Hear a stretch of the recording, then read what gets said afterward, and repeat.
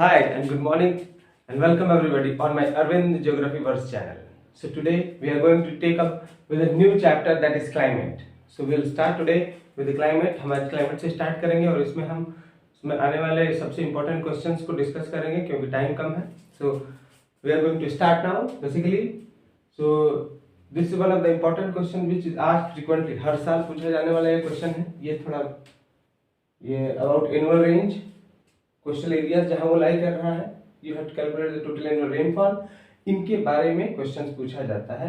This is dam sure it is asked for 3 mark from section B. Section B से पहला question होता है, उसमें ये 3 नंबर का सबसे इंपॉर्टेंट क्वेश्चन है जो पूछा जाता है. तो मैंने सोचा पहले इसी को मैं आपको एक्सप्लेन कर दूं, फिर बाकी रीजनिंग वगैरह मैं बारी बारी से एक्सप्लेन करूंगा. Okay, so before starting will start with the code. मंजिलें उन्हें नहीं मिलती, मंजिलें उन्हें नहीं मिलती जिनके ख्वाब बड़े होते हैं, बल्कि मंजिलें उन्हें मिलती हैं जो जिद पर अड़े होते हैं. So good morning again and will start with this topic now. See first, calculate the annual range of temperature. सबसे पहले क्वेश्चन में क्या देखना है आपको, मंथ्स दिए होंगे, महीना का नाम from January to December. Name of month will be given. After that temperature. See important thing, temperature is given in degree Celsius. ये यूनिट याद रखिएगा. यूनिट अगर आपने इसमें छोड़ा you will lose the mark. Be careful. Temperature 10, 11 मतलब सारे month का टेम्परेचर गिवन होगा in the numerical. Rainfall, rainfall is given in centimetre. Rainfall को हम मेजर ही सेंटीमीटर में करते हैं. सो rainfall is given in centimetre 2105 62 71 till last December. Okay, तो आपके यहाँ 2 डेटा दिए हुए हैं. फर्स्ट टेम्परेचर दिया हुआ है, सेकेंड दिया हुआ है रेनफॉल. Is this clear? अब इसी के यूज से आप बाकी ये न्यूमेरिकल सॉल्व करेंगे और ये न्यूमेरिकल बार बार पूछे जाते हैं. Okay, so will start with the first. Calculate annual range of temperature. यहाँ वर्ड दिया है टेम्परेचर. ओके, तो जब एनुअल रेंज शब्द पूछे, ये रेंज. ओके, ये आप कंफ्यूज ना हो, इसके लिए फॉर्मूला है मैक्सिमम. देखो रेंज पूछेगा ना तो इसके लिए फॉर्मूला आता है रेंज इज इक्वल टू, यहां हम इसके लिए यूज कर रहे हैं maximum temperature minus minimum temperature. यानी जो मैक्सिमम टेम्परेचर होगा ना किसी भी मंथ का, पूरे एक बार डाटा को आप देखेंगे, जो मैक्सिमम टेम्परेचर जिस मंथ का होगा उस टेम्परेचर को आप ले लो. जैसे सपोज करो maximum is here 42. Okay, so we will take 42, no problem. This equal to 42 minus minimum is 10. So we will take 10. This is equal to 32 degrees Celsius. This is the answer. So this is 32 degrees Celsius. This is the answer. ये हर साल पूछा जाएगा और आपको ये भूलना ही नहीं है. रेंज पूछे तो maximum temperature minus minimum temperature, ये आपको याद ही होना चाहिए. 1 नंबर मिलेगा आपको. Maximum temperature minus minimum temperature. आप उसमें सर्च कर लेना सबसे ज्यादा तापमान किस महीने का है, उसका वैल्यू उठा के रख लेना, सबसे कम किसका है. दिस इज वेरी इजी और सबसे ज्यादा बच्चे गलती पता नहीं क्यों इसको करते हैं. Okay, so the first is clear. You have to calculate the annual range, that is maximum temperature minus minimum temperature. Please don't forget to write the unit. Unit लिखना ना भूलें, otherwise you will straightaway get 0 mark. मैं भी बोल दे रहा हूं. Next, फिर अगला क्वेश्चन हो गया. Does this station lies in the coastal areas or in the interior of the country? यहाँ क्वेश्चन है कि अच्छा इसको देख के आप डेटा को बताओ कि ये जो स्टेशन है, मान लेते हैं किसी एक पर्टिकुलर स्टेशन के बारे में डेटा दिया हुआ है, तो ये कहाँ लाई करता है. कहाँ लाई करने का मतलब क्या, ये कोस्ट पे है कहीं या इंटीरियर में है. Okay, you have to tell कि क्या ये वाटर बॉडीज के पास है या इंटीरियर यानी वाटर बॉडी से दूर है. समझ में आ गया है क्वेश्चन. अब देखते हैं, चलो दोनों का कंडीशन देख लेते हैं कि अगर पास होगा तो क्या होगा और दूर होगा तो क्या होगा. पहले यही समझ लेते हैं तो ये बिल्कुल इजी हो जाएगा. चलो, if suppose this station lies very near to the water body. अगर ये चारों तरफ से पानी से घिरा है, means if this lies very near to the water body, ये पानी के पास होगा, then it will have marine type of climate. कैसा क्लाइमेट होगा, marine type of. Marine type of का मतलब नहीं, तापमान गर्मी में समर सीजन में बहुत ज्यादा भी नहीं होगा और विंटर सीजन में बहुत कम भी नहीं हो रहा है। ये आपको याद रखना है। मेराइन टाइप में मतलब वो जगह जो पानी के आसपास होता है ना, वहाँ तापमान गर्मी में बहुत ज़्यादा नहीं होता है और ठंडी में बहुत कम नहीं होता है, इक्वेबल क्लाइमेट होता है। केरल चले जाएं आप, या कोई आपका रिश्तेदार केरल है उससे फोन करके पूछे, तमिलनाडु साइड में। ओके, तो यहाँ पे समझ में आ गया। अगर ये पास है तो टेम्परेचर बहुत गर्मी में ज़्यादा नहीं होगा और ठंडी में बहुत कम नहीं होगा। ये कॉन्सेप्ट याद रखना है। That is referred to as marine type of climate. Which type of climate? Marine type of climate. अगर हम दूसरी तरफ बात करें, मान लो पानी से दूर है, जैसे हम अपने यूपी में ले लेते हैं। यूपी में हमारे यहाँ सोच लो गर्मी में कितनी भयंकर गर्मी पड़ती है और ठंडी में कितनी भयंकर पड़ती है। क्यों? क्योंकि हम पानी से दूर हैं। तो यहाँ पे कौन सा क्लाइमेट हो गया? This will have continental type of climate. Which type of climate? Continental type of climate. तो पानी से दूर तो कॉन्टिनेंटल, पानी के पास तो मेराइन। कॉन्टिनेंटल में गर्मी ज्यादा, ठंडी में ठंडी कम।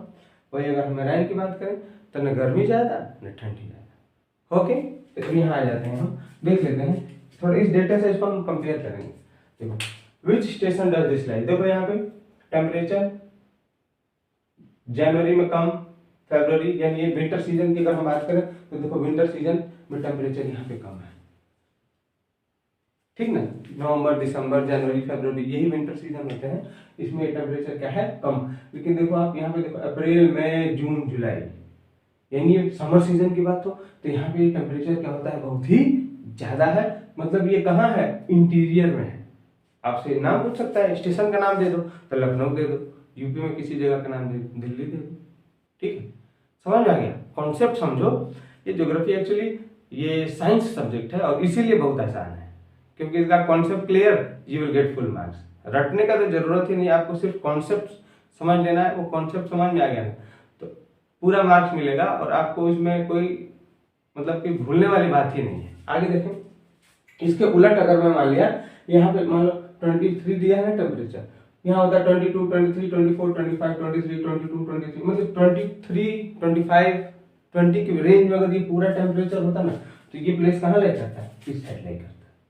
तो समझ लिया ना बस कि अगर पास है तो मेराइन, दूर है तो कॉन्टिनेंटल, काम खत्म। यहाँ इस क्वेश्चन में देखें, ये समर सीजन में टेम्परेचर ज्यादा है, विंटर सीजन में टेम्परेचर कम है, तो ये कहाँ लाई करेगा? It will lie in the interior. आप क्या लिखोगे आंसर में? It lies in the interior. ये कोस्टल नहीं होगा, it lies in the interior.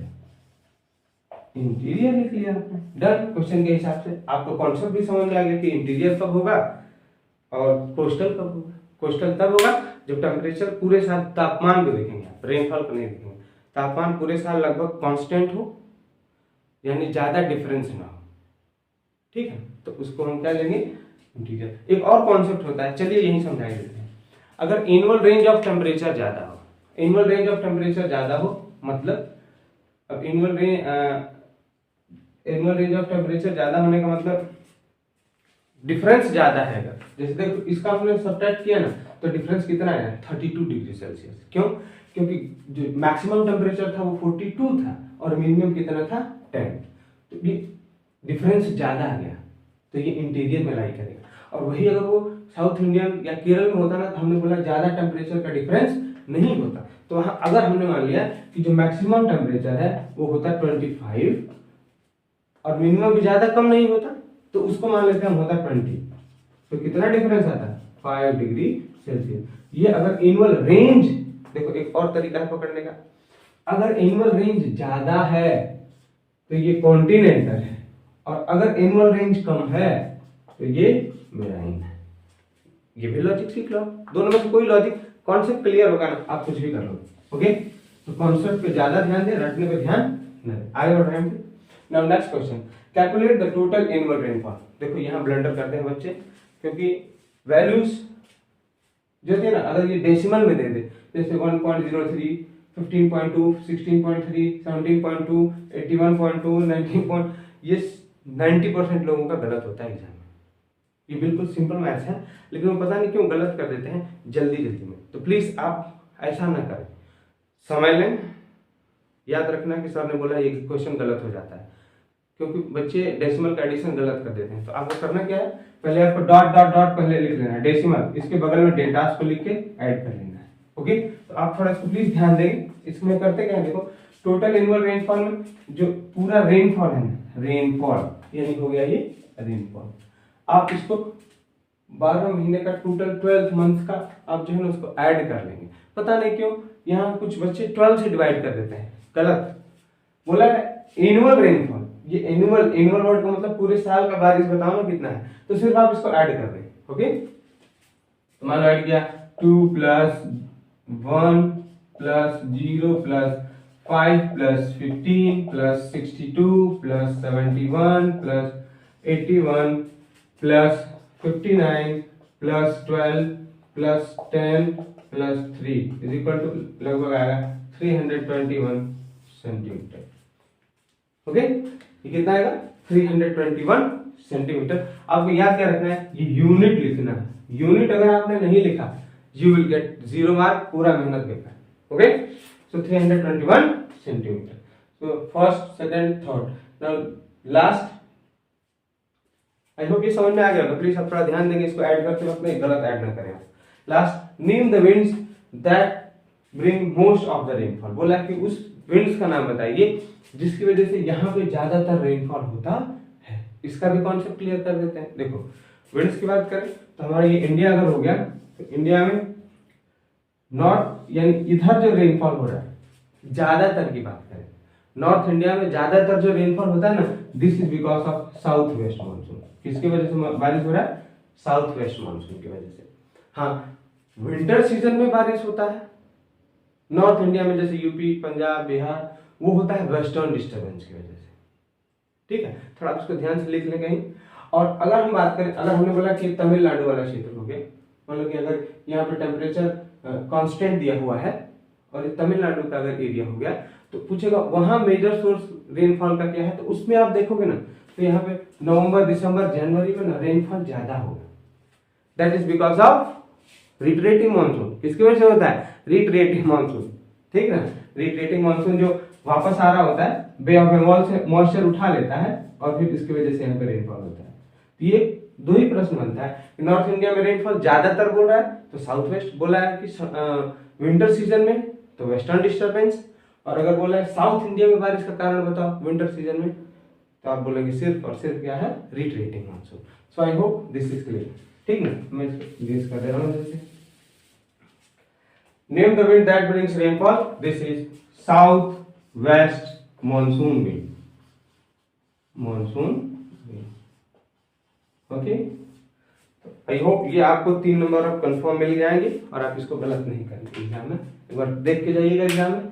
ठीक है, दूसरी बात, बाकी जो रीजनिंग वगैरह है मैं उसको लॉजिक बना रहे हैं कि कैसे बच्चों को तुरंत समझ में आ जाए और आपको तुरंत मैं उसको सारा डिवाइस करा दूंगा। Okay, so I hope you enjoyed this video. So please share and subscribe my channel. हाँ, बहुत लोग वीडियो देखते हैं लेकिन प्लीज लाइक नहीं कर रहे हैं और आप शेयर भी नहीं कर रहे हैं। So please share and like my videos. Thank you.